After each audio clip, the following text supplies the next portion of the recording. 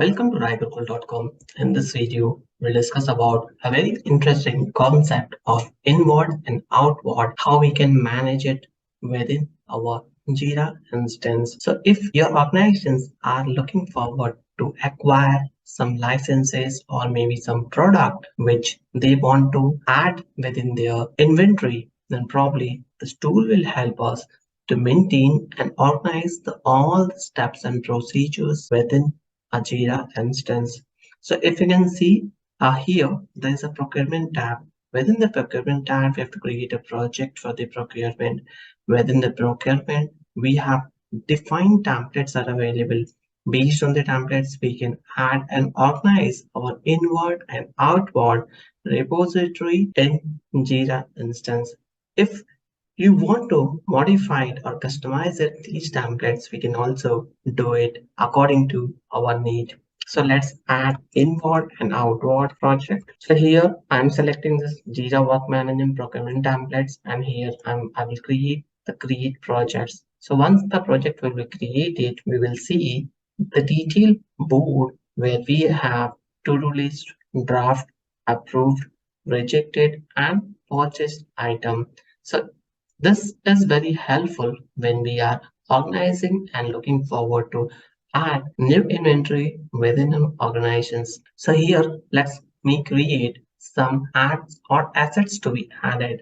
Let's say we want to create or add the CPU units. So once we'll create it, this will either we can add it in this subtask, as well as we can select any manage types. Within the manage types, we will have other fields are also as a part of order. You can see this is a dollar sign, and here we can modify the board.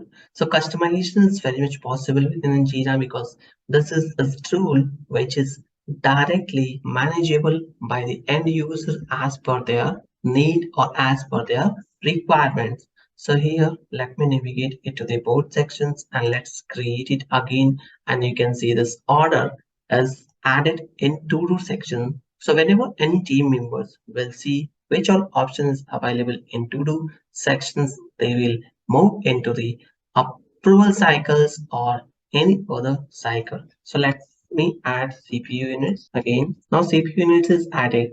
Let's say one management team has decided to opt new servers. So here we'll add new AWS server. After that, let's say we want to add few packages or few packets for distributing a gift. So let's add gift packet. They want to add few items or few mobile phones so that they can distribute to their employee phone for employee. We're not just creating the item. Here we can also select the items and you can add descriptions. So based on your requirements, you can specify all the CPU units so that whenever it is moving into the approval cycle, people will aware like this is why they are purchasing, for which projects it is required, so that they can tag the cost according to this amount. We have the amount section as well. So what will be the total amount for purchasing this CPU units, vendor, which all vendors we have,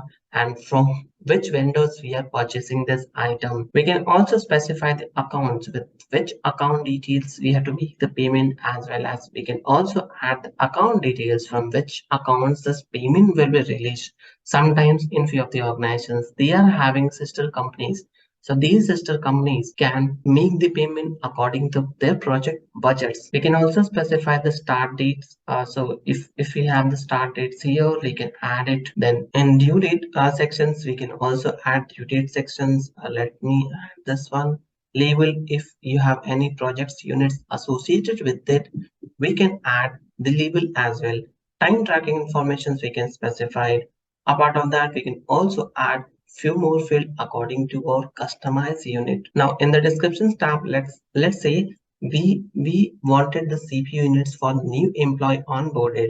So new employee onboarded system can add the CPU units or tag within their projects. So projects A for new employee. We can also specify the number of CPU units. So these CPU units, maybe let's consider count CPU units count. I'm just specifying count as 56 because maybe that's will be required for the all those employee who is onboarded. We can also specify other details if we have approval cycle which we have taken from the business unit. So these all informations will be required for further processing.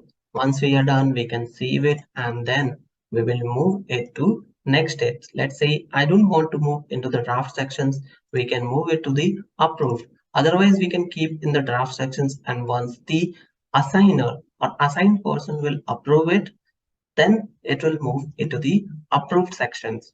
After that, after approved sections, let me see this and we'll see the results. You can see this is moved into the approved sections, and if senior management team will reject it, this will directly move into the reject status. Otherwise, it will, once the purchase will be done, we can move into the purchase state. We can also add additional columns within this. So we can customize the cart like category, account, amount, the photo, these all informations we can add it. Other than that, in the project settings, we have this field. Then we can also create a custom form or advanced form so that we can utilize it within our projects units. Now, let me, at any point of time, if you want to remove any of the columns, we can rename it or delete it. So this is the possibility which we have. We can customize it according to our requirement. So if you want to customize the cards, customize the summary, status, so these all informations we can edit it according to our requirement. In the project settings, we have several settings available. So let me just access things. Who is having access of this mode, they will be able to see.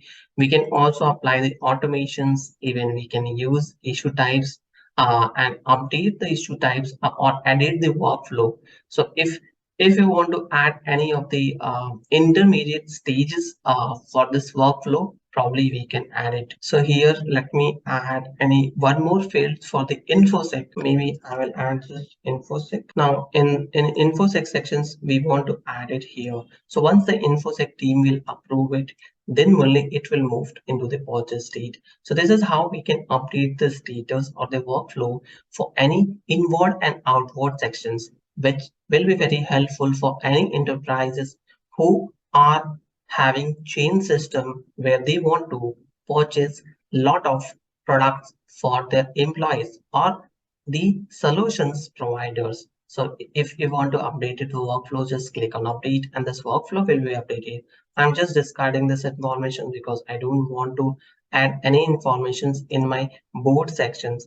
So here, this is how we can manage our complete inward and outward system for performing or managing the complete purchasing system. And once the purchase will be done, your product will move into the purchase, and this informations might be audit team can use it for different audit perspective. If you want to create any other columns, we can also create it directly from here. So there is no restrictions of adding columns. We can add n number of columns totally depending on our company policies or company strategies. So this is how we can totally customize as well as manage our inward and outward sections within our Jira work management. Hope you enjoyed this. If you think so this will be useful, don't forget to share within your circle. Thank you for watching.